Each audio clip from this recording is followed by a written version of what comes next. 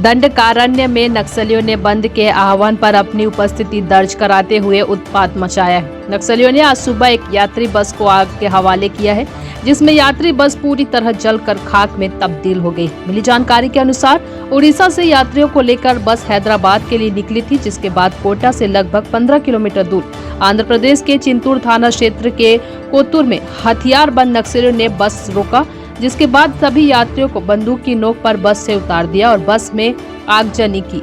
इस आगजनी में यात्री बस जलकर पूरी तरह खाक में तब्दील हो गई। इस नक्सली वारदात की सूचना लोगों ने पुलिस को दी। सूचना मिलते ही घटना स्थल पर पुलिस रवाना होकर जांच शुरू कर दी है। इसके अलावा सुरक्षा बल के जवानों को भी सर्चिंग के लिए क्षेत्र में रवाना कर दिया गया।